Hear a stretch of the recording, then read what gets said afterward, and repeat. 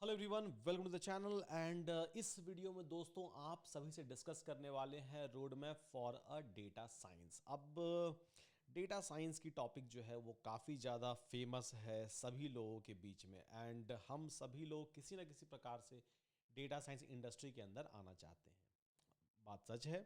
और data science popular हो भी क्यों ना, क्योंकि सभी जगह इसको यूज़ किया जा रहा है। हर एक इंडस्ट्री इसको कहीं ना कहीं किसी न किसी प्रकार से यूज़ कर रही है। तो ये वाले वीडियो में आप सभी के साथ जो है road map for a data science हम लोग डिस्कस करने वाले हैं, जहां पर अगर आप फ्रेशर हो, अगर आपको कुछ भी नहीं आता है, अगर आप चाह रहे हो कि हम प्रिपेयर करें डेटा साइंस के लिए, तो सारी की सारी चीज़ें जो हैं आपको बताई जाएंगी। तो चलिए बात कर लेते हैं ये डेटा साइंस रोड मैप के बारे में। आई थिंक स्क्रीन विजिबल है, ठीक है। नाउ तो देखो यार, सबसे पहले तो जो भी चीज़ें स्टार्ट करनी है वो विथ फाउंडेशन स्टार्ट करनी है। जंप नहीं करना है आपको, ये नहीं कि आज ये कर रहे थे कल वो कर रहे हैं। और स्ट्रक्चर, डिसिप्लिन, कंसिस्टेंसी ये बहुत ज़्यादा ज़रूरी है किसी भी चीज़ को अचीव करने के लिए लाइफ में। अगर स्ट्रक्चर नहीं है, कंसिस्टेंसी और डिसिप्लिन नहीं है, आप बिलीव मी नहीं कर पाओगे, बहुत लंबे टाइम तक आप नहीं चल पाओगे, ठीक है। तो यहाँ पर फाउंडेशन, अगर बात करें फाउंडेशन की, तो फाउंडेशन में आपको करना क्या है, तो पेन ले लेते हैं। फाउंडेशन में जो है ऑब्वियसली आपको पहले तो ये जानना होगा कि बेसिकली भैया डेटा साइंस जो है वो होता क्या है, क्या क्या करियर अपॉर्चुनिटीज़ उसके अंदर अवेलेबल है एज अ फ्रेशर, अगर आप ड्रॉप आउट हो तब, अगर आप इंडस्ट्री के अंदर ऑलरेडी हो तब, या फिर आप लेट्स सपोज कि किसी अलग डोमेन से आते हो, मे बी आप सेल्स डोमेन से आते हो, आप मार्केटिंग डोमेन से आते हो, आप लॉयर हो, डॉक्टर हो, तो बेसिकली उस फील्ड में डेटा साइंस का आप यूज़ कैसे कर सकते हो आपको ये पता होना चाहिए। या फिर उस पर्टिकुलर फील्ड में क्या क्या applications of data science available हैं ये आपको पता होनी चाहिए, ठीक है। उसके बाद अगर डेटा साइंस में आप टेक्निकल साइड में आना चाहते हो तो प्रोग्रामिंग तो जरूरी है। बिना प्रोग्रामिंग के आप वैसे भी नहीं आ पाओगे टेक्निकल साइड वाले में, ठीक है। और सबसे जो इजी प्रोग्रामिंग है, easy to learn and easy to use programming language है डेटा इंडस्ट्री के अंदर, भले आप पाइथन कर रहे हो या फिर बिग डेटा कर रहे हो या फिर डेटा एनालिटिक्स कर रहे हो। सो Python is one of the favourite and the basic and the best programming language, ठीक है। अब उसके अंदर वेरिएबल पढ़ना है आपको, डेटा टाइप पढ़ना है आपको, कंडीशनल लूप्स पढ़ना है, देन फंक्शन पढ़ना है, कुछ एक लाइब्रेरीज है उसके अंदर।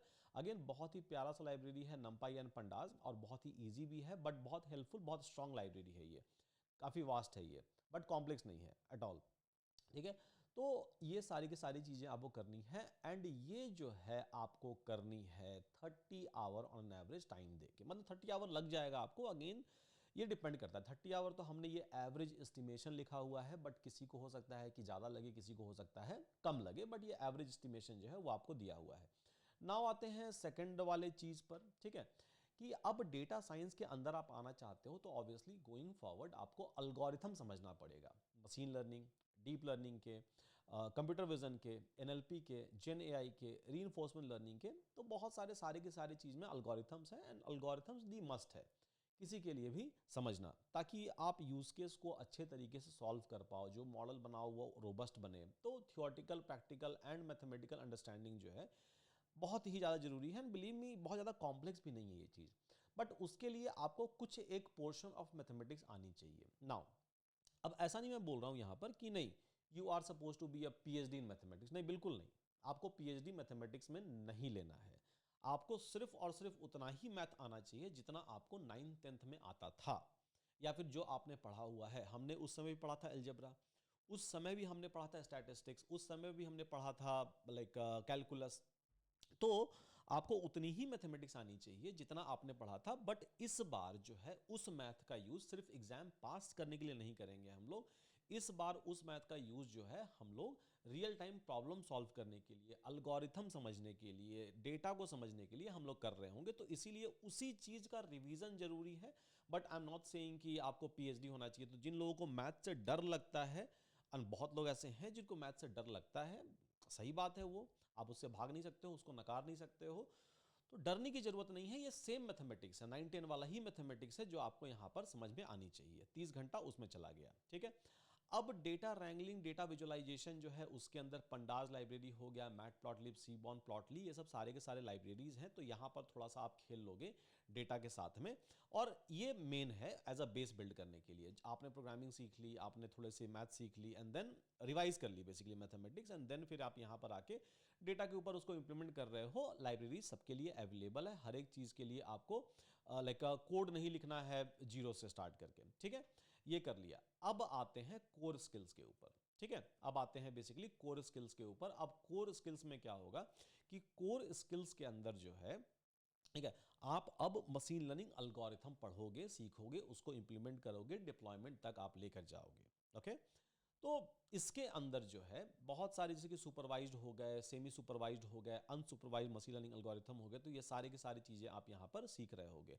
अब सुपरवाइज्ड के अंदर लीनियर रिग्रेशन, लॉजिस्टिक रिग्रेशन, उसके बाद फिर जब भी आप मॉडल बनाओगे, मशीन लर्निंग एल्गोरिथम को बिल्ड करोगे, तो आपको मॉडल को इवैल्यूएट भी करना है, राइट, उसकी एक्यूरेसी भी चेक करनी है। अब हर एक सेगमेंट ऑफ जो मॉडल होता है, सुपरवाइज्ड, अनसुपरवाइज्ड, सेमी सुपरवाइज्ड, उसके लिए अलग अलग पैरामीटर, अलग अलग मैथमेटिकल इक्वेशन बने हुए हैं या फिर मैट्रिक्सेस बने हुए हैं, जिस पर आप उसको इवैल्यूएट करते हो कि भाई मेरा मॉडल कितना अच्छा, कितना खराब है, ठीक है, मेरे एक्सपेक्टेशन के हिसाब से। तो बेसिकली वो सारी चीज़ें आप यहाँ पर इस सेगमेंट में कर रहे होगे, एंड देन आप एक्टिविटीज़ जो है बेसिक वाले यहाँ पर कर रहे होगे। देन आप आते हो यहाँ पर एडवांस मशीन लर्निंग में, जहाँ पर 60 घंटे आपको देने हैं, और यहाँ पर आप decision tree, random forest, gradient boosting, XD boost, hyper parameter tuning, feature engineering, उसको आप इन डेप्थ लेके जाते हो, और इन डेप्थ यहाँ पर आप उस पर काम करते हो, ठीक है। ये हो गया नाउ वीक 7 to 8 में। उसके बाद अब कोई भी मॉडल बिल्ड आपने किया है, कोई भी सिस्टम आप बना रहे हो, तो डेटाबेस जरूरी है वहाँ पर। तो डेटाबेस सीखना basic, again I am not saying कि आपको मास्टर होना है, वहाँ पर एडवांस तक जाना है, नहीं, बिल्कुल भी नहीं। आपको बेसिकली वो चीज़ें थोड़ी अच्छी तरीके से सीख लेनी है। तो यहाँ पर आपको basically database like SQL, MySQL I will try to prefer, ठीक है, माई सीक्वल है, MS सीक्वल है, ओरेकल है, DB2 है, बहुत सारे ऐसे, स्नोफ्लैक है। तो बहुत सारे DB हैं, बहुत सारे सीक्वल बेस्ड सिस्टम है, बहुत सारे नो सीक्वल बेस्ड सिस्टम भी हैं, HBase है, MongoDB है, Cassandra है, Neo4j है, InfluxDB है, ठीक है, गूगल बिग क्वेरी टेबल है। तो सब कुछ नहीं सीखना है। माई सीक्वल साइड से आप एक चीज़ सीख लो, और नो सीक्वल साइड से आप एक चीज़ सीख लो। सीक्वल साइड से मतलब स्ट्रक्चर क्वेरी लैंग्वेज साइड से आप एक ले लो, and then no SQL, not only SQL side से आप एक चीज़ ले लो। तो सीक्वल साइड से माई सीक्वल आई ऑलवेज प्रेफर कि माई सीक्वल के ऊपर जाओ आप, एंड देन वो सीख लो, उसके कमांड सीख लो, इंसर्ट, अपडेट, डिलीट, ये सारी चीज़ें सीख लो अच्छे से, एंड देन थोड़ा सा उसके ऊपर operations. Then my SQL side, no SQL side से बेसिकली आपको क्या करना है कि नो सीक्वल साइड से आपको बेसिकली करना है MongoDB, सबसे अच्छा, ठीक है, MongoDB नो सीक्वल साइड से आप वहां पर कर लो। देन फिर आपको आ जाना है नेक्स्ट सेक्शन में, जहां पर डीप लर्निंग। अब डीप लर्निंग जो है मशीन लर्निंग का एक्सटेंशन है, आप मान के चलो, ठीक है, कि एडवांस प्रॉब्लम बहुत सारे जो होते हैं वो यहाँ पर सॉल्व कर लेंगे। मशीन लर्निंग वाले प्रॉब्लम भी डायरेक्टली आप डीप लर्निंग से सॉल्व कर सकते हो। बिलीव मी, ये सारे पॉसिबल हैं। जितने प्रॉब्लम आप सोच सकते हो कि मशीन लर्निंग से सॉल्व होंगे, उसको डीप लर्निंग से भी आप सॉल्व कर सकते हो। अब डीप लर्निंग में न्यूरल नेटवर्क के बारे में ज़्यादा पढ़ते हैं हम लोग, ठीक है, अलग अलग आर्किटेक्चर है इसके अंदर। इसके अंदर भी डिवीजन्स हैं, फॉर एग्जांपल कंप्यूटर विजन वाला डिवीजन है इसके अंदर, नेचुरल लैंग्वेज प्रोसेसिंग वाला डिवीजन है इसके अंदर, NLP। तो ये सारी चीज़ें जो हैं आप देखते हो, तो यहाँ पर वही करना है, न्यूरल नेटवर्क के साथ हम लोगों को खेलना है, उसके आर्किटेक्चर को पढ़ना है, उसके ऊपर जो है प्रोजेक्ट बनाना है, ठीक है। अब उसके बाद फिर आ जाओ आप प्रोजेक्ट बनाने के ऊपर कि डेटा सेट उठाओ, एंड देन आप प्रोजेक्ट बिल्ड करना शुरू करो, एंड देन जब प्रोजेक्ट हो जाए तो उसके बाद उसको डिप्लॉय करो। मेजर क्लाउड प्लेटफॉर्म जो भी है, AWS है, GCP है, Heroku है, Azure है, उन सब के ऊपर आप डिप्लॉय करो by using Flask, Django, anything, ठीक है। तब जब आप डिप्लॉय कर लोगे, जब आपका प्रोजेक्ट जो है ग्लोबल हो जाएगा, तब आपको समझ में आएगा कि अच्छा, जो प्रोजेक्ट है वो इस तरह से ही काम करता है, at least on a small level. I am not saying कि आप प्रो बन गए हो, अभी भी बिल्कुल प्रो नहीं बने हो आप अभी तक, ठीक है। आप यहाँ तक पहुँच जाओगे फिर भी प्रो आप नहीं बनोगे, अभी भी आपको बहुत सारा काम करना बाकी है। What I am trying to say is कि आपका बेस अब बिल्ड हो चुका है। अब आप कुछ भी चीज़ खुद से भी सीख सकते हो, खुद से भी अगर एक्सप्लोर करने जाओगे तो भी हो जाएगा, और किसी की मदद से भी जाओगे तो भी हो जाएगा, और बहुत जल्दी होगा। अब जो चीज़ें हैं इसके बाद बहुत जल्दी जल्दी आप सीख सकते हो। नाउ ये सारा खत्म होने के बाद डिप्लॉयमेंट वगैरह, आपको जाना है कि आपने स्किल सीखा हुआ है, तो स्किल सीखा है तो उसका आउटकम भी चाहिए, मोनेटाइजेशन चाहिए आपको, राइट। तो बेसिकली अब आप जा सकते हो रिज्यूमे, नेटवर्किंग, जॉब एप्लीकेशन, इन सारी चीज़ों के लिए आप जाके अप्लाई करना स्टार्ट कर सकते हो। तो रिज्यूमे बना लो सबसे पहले, तो जो आपने प्रोजेक्ट करा है उसको आप लिख लो अच्छे से, बढ़िया से स्टोरी टेलिंग वे में। नेटवर्किंग गाइस बिलीव मी बहुत ज़्यादा ज़रूरी है हर सभी लोगों के लिए। नेटवर्किंग अगर आप नहीं कर रहे हो तो आप गलती कर रहे हो। नेटवर्किंग करो कैसे? कुछ वैल्यूएबल प्रोवाइड करके। ऐसा नहीं कि बस आप बोलो कि हाय नेटवर्क करना है मेरे को हेल्प कर दो। No one is going to help you out, believe me, no one means literally no one is going to help you out. ठीक है, किसी के पास इतना टाइम नहीं है। जब तक आप लोगों को हेल्प नहीं करोगे, लोगों के लिए कुछ वैल्यूएबल प्रोड्यूस नहीं करोगे, तब तक people are not going to help you out. Simple, एक हाथ से ले एक हाथ से दे, ये हिसाब किताब चलता है दुनिया के अंदर। सो आपको उसके लिए रेडी रहना पड़ेगा। ठीक है, तो नेटवर्किंग करो इन अ वे कि जहां पर आप लोगों के लिए वैल्यू क्रिएट करो, and then obviously they are going to give you a value in return. कि आपको जॉब में हेल्प चाहिए, ऑब्वियसली वहां पर मिल जाएगा। ठीक है, किसी भी चीज़ में हेल्प चाहिए गोइंग फॉरवर्ड आपको मिल जाएगा।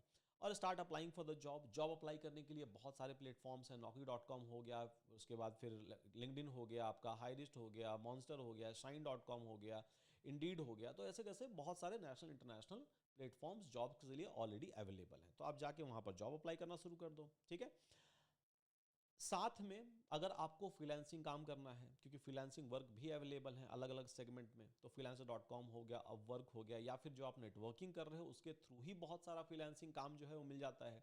ठीक है, तो वहाँ पर आप ज़्यादा फोकस करो, उस चीज़ों पर ज़्यादा आप ध्यान दो, काम आपका हो जाएगा। तो होप कि आप सभी को समझ में आ गया होगा ये पूरा का पूरा जो रोड मैप हमने आपको समझाया है, पहली बात। दूसरा, आप डिस्क्रिप्शन चेक कर लेना, अगर आपको कुछ पेड कोर्सेज लेने हैं। यूरॉन प्लस है हम लोगों के पास, तो यूरॉन प्लस अगर आपको लेना है, जिसमें आपको पूरा हर एक चीज़ का एक्सेस, आपको हिंदी इंग्लिश कोर्सेज सारे के सारे रिकॉर्डेड प्रोजेक्ट्स एंड बुक्स के एक्सेस मिल जाते हैं फॉर इंटायर ईयर, तो आप चेकआउट कर सकते हो। बहुत सस्ता है, बस 3,000 रुपये, मतलब 2,999 रुपीज़।